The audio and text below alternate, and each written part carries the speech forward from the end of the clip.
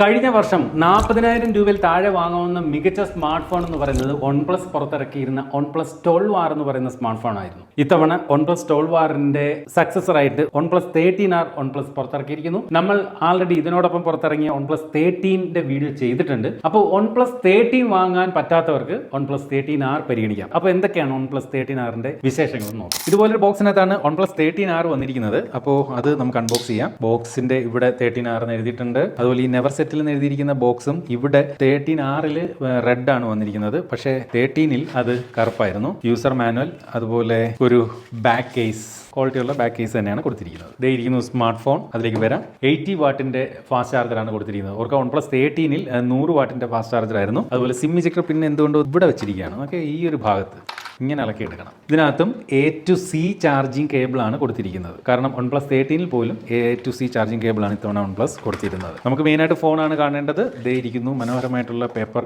കവറിൽ പൊതിഞ്ഞ് OnePlus 13R. ഒരു വ്യത്യസ്തമായിട്ടുള്ള കളറാണ് ഇത്തവണ വന്നിരിക്കുന്നത്. ഓക്കെ, ഇവിടെ നല്ല രീതിയിൽ OnePlusന്റെ ലോഗോ കൊടുത്തിട്ടുണ്ട്. വളരെ ലൈറ്റ് വെയിറ്റ് ആണ്. ഒരു ബോക്സി ഡിസൈൻ ആണ് OnePlus 13Rന് കൊടുത്തിരിക്കുന്നത്. അടുത്ത പ്രോഡക്റ്റ് കൂടി കാണിക്കാം. ഇത് OnePlusന്റെ Buds Pro 3 എന്ന് പറയുന്ന അവരുടെ ട്രൂ വയർലെസ് ഹെഡ്സെറ്റ് ആണ്. നേരത്തെ ലോഞ്ച് ചെയ്തതാണ്. അതിന്റെ ഒരു പുതിയ കളർ വേരിയന്റ് ആണ് ഇത്തവണ നമുക്ക് വീണ്ടും അയച്ചു തന്നിരിക്കുന്നത്.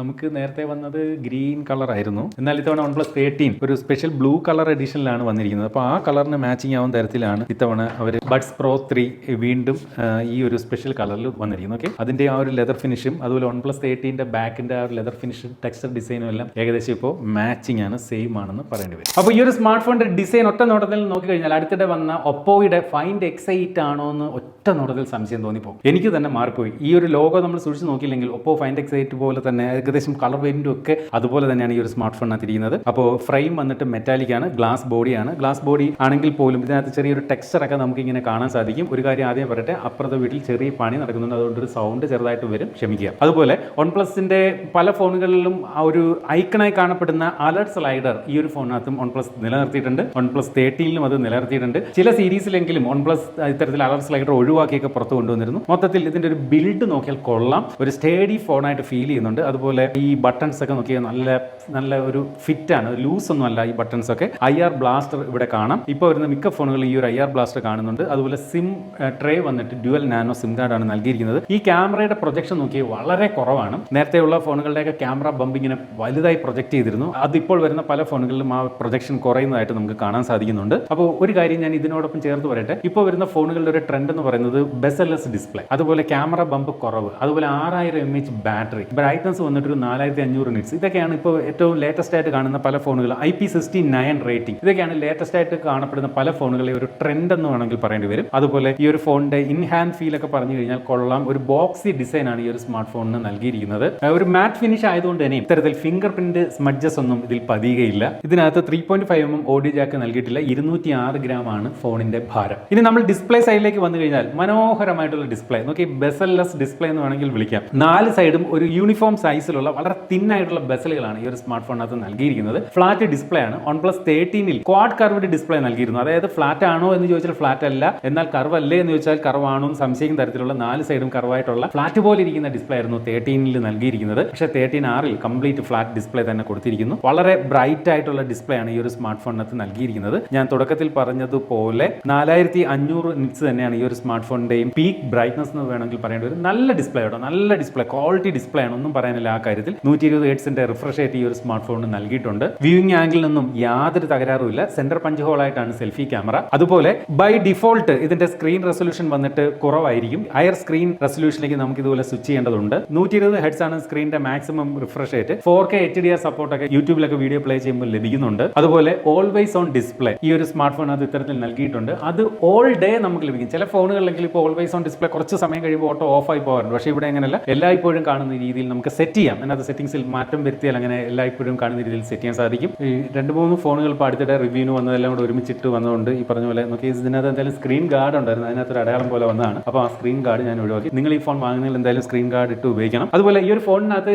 ഫിംഗർ പ്രിന്റിന്റെ പൊസിഷൻ കണ്ടില്ലേ, ഒരുപാട് താഴെയാണ്. ഇതിനോടൊപ്പം പുറത്തിറക്കിയ OnePlus 13 പ്രോപ്പർ പൊസിഷനിങ് ആയിരുന്നു OnePlus ഫിംഗർ പ്രിന്റിൽ നൽകിയിരുന്നത്. ഇത് ഒരുപാട് താഴെ തന്നെയാണ് കൊടുത്തിരിക്കുന്നത്. 6.78 Pro XDR ഡിസ്പ്ലേ ആണ് ഈ ഒരു ഫോണിനകത്ത് OnePlus നൽകിയിരിക്കുന്നത്. അതുപോലെ 10 അതുപോലെ 10-bit ഡിസ്പ്ലേ ആണ്. കോണിംഗ് ഗൊറില്ല ഗ്ലാസ് 7i പ്രൊട്ടക്ഷനും ഈ ഒരു ഫോണിനകത്ത് നൽകിയിട്ടുണ്ട്. ആദ്യമായിട്ടാണ് ഞാൻ കോണിംഗ് ഗൊറില്ല ഗ്ലാസ് 7i എന്ന പ്രൊട്ടക്ഷൻ കേൾക്കുന്നത്. എന്തായാലും ലേറ്റസ്റ്റ് പ്രൊട്ടക്ഷൻ ടൈപ്പ് ആണത്, അതും ഈ ഒരു ഫോണിനകത്ത് നൽകിയിട്ടുണ്ട്. അപ്പോൾ ഡിസ്പ്ലേ വിഭാഗം ഈ ഒരു സ്മാർട്ട് ഫോണിനകത്ത് ടോപ്പ് ആണെന്ന് കാണാൻ സാധിക്കും. ഇനി ക്യാമറയിലേക്ക് വന്നാൽ സത്യസന്ധമായിട്ട് പറയുന്നു, നിരവധി ഫോട്ടോകൾ ഈ ഒരു ഫോൺ ഉപയോഗിച്ചുകൊണ്ട് എടുത്തു. കഴിഞ്ഞ കുറച്ച് ദിവസങ്ങളായിട്ട് ഈ ഒരു ഫോൺ കയ്യിൽ ഇരുന്നത് കൊണ്ട് തന്നെ മികച്ച ഫോട്ടോകളാണ് ഈ ഒരു സ്മാർട്ട് ഫോൺ നൽകുന്നത്. എസ്പെഷ്യലി എനിക്കിത് ഈ ഒരു ഫോട്ടോ ഭയങ്കരമായിട്ട് ഇഷ്ടപ്പെട്ടു. ഇത് ഒരുപാട് സൂം ചെയ്തെടുത്ത ഒരു ഫോട്ടോയാണ്, വളരെ ചെറിയ ഒരു GB ഫോട്ടോ ആണ് എടുത്തിരിക്കുന്നത്. അതൊക്കെ നല്ല ക്വാളിറ്റിയിൽ കിട്ടിയിട്ടുണ്ട്. മൊത്തത്തിൽ ഈ ഒരു സ്മാർട്ട് ഫോണിന്റെ ഫോട്ടോഗ്രാഫി അടിപൊളിയാണെന്ന് പറയേണ്ടി വരും. വളരെ നാച്ചുറൽ ആയിട്ടുള്ള ഫോട്ടോസ് ആണ് ലഭിക്കുന്നത്.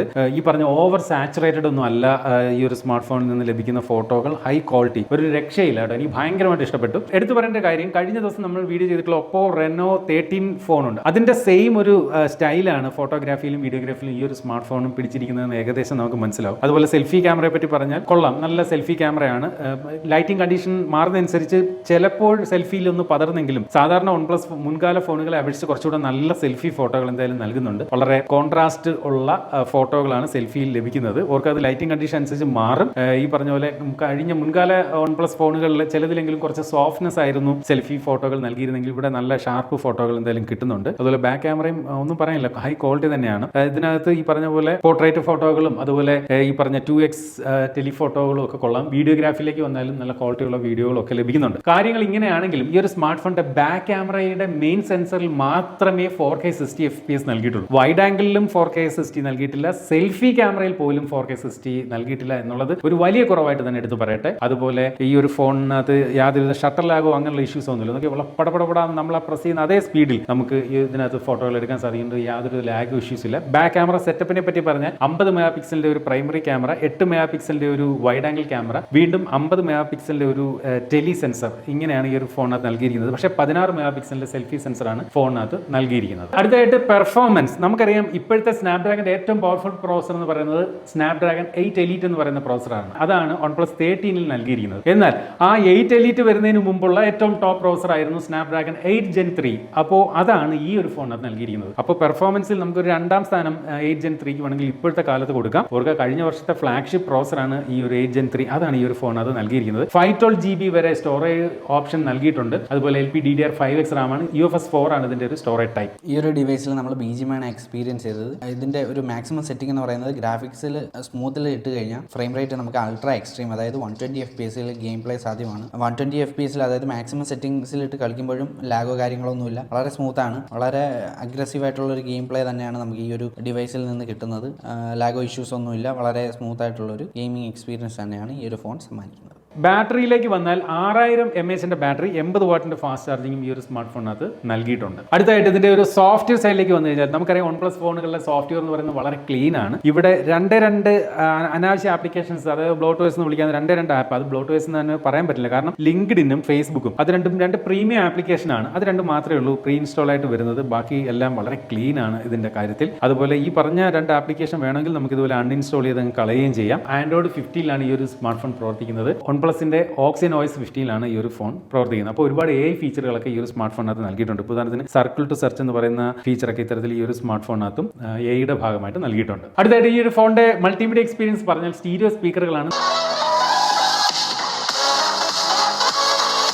നല്ല ക്വാളിറ്റിയുള്ള സൗണ്ടാണ്. ഹൈ വോളിയം വെച്ചാൽ ഫോണിനകത്ത് വൈബ്രേഷനോ അങ്ങനെയുള്ള വിഷയങ്ങളൊന്നും തന്നെ ഇല്ല. അതുപോലെ ഈ ഒരു ഫോണിനകത്ത് eSIM സപ്പോർട്ട് നൽകിയിട്ടില്ല. NFC സപ്പോർട്ട് കൊടുത്തിട്ടുണ്ട്. അതുപോലെ IP65 dust and water resistance ആണ് കൊടുത്തിരിക്കുന്നത്. അപ്പോൾ ഇപ്പോൾ വരുന്ന പല ഫോണുകളും IP69 ആണ് IP റേറ്റിംഗ് ആയിട്ട് കൊടുത്തിരിക്കുന്നത്. കഴിഞ്ഞ OnePlus 12 പോലും IP65 ആയിരുന്നു. അതാണ് ഈ ഒരു ഫോണിനകത്ത് നൽകിയിരിക്കുന്ന റേറ്റിംഗ്. ഈ ഒരു ഫോണിന്റെ പ്രൈസ് റേഞ്ചിൽ IP65 ഓക്കെ എന്ന് വേണമെങ്കിൽ പറയേണ്ടി വരും. വൈഫൈയുടെ ലേറ്റസ്റ്റ് വെർഷൻ Wi-Fi 7 ആണ് ഈ ഒരു ഫോണിനകത്ത് നൽകിയിരിക്കുന്നത്. അപ്പോൾ ഇതൊക്കെയാണ് OnePlus 13R എന്ന് പറയുന്ന ഈ ഒരു ഫോണിന്റെ വിശേഷങ്ങളെങ്കിലും ഞാൻ പറഞ്ഞ ചില കുറവുകൾ ഈ ഒരു ഫോണും അവശേഷിപ്പിക്കുന്നുണ്ട്. അതായത് സെൽഫി ക്യാമറയിലും വൈഡ് ആംഗിൾ ക്യാമറയിലും ഈ ഒരു ഫോണിനകത്ത് 4K റെസൊല്യൂഷൻ സപ്പോർട്ട് ലഭിക്കുന്നില്ല. ഫോണിന്റെ വെയിറ്റ് ഒരു അല്പം കൂടുതലാണ്, 206 gram ആണ്. അതുപോലെ ഫോൺ IP65 റേറ്റിംഗേ ഉള്ളൂ എന്നുള്ളത് വേണമെങ്കിൽ ഒരു ചെറിയ കുറവായിട്ട് പറയാം. ഇത്രയും കാര്യങ്ങൾ ഒഴിച്ചു നിർത്തിയാൽ മനോഹരമായിട്ടുള്ള ഒരു ഫോൺ തന്നെയാണ് OnePlus 13R.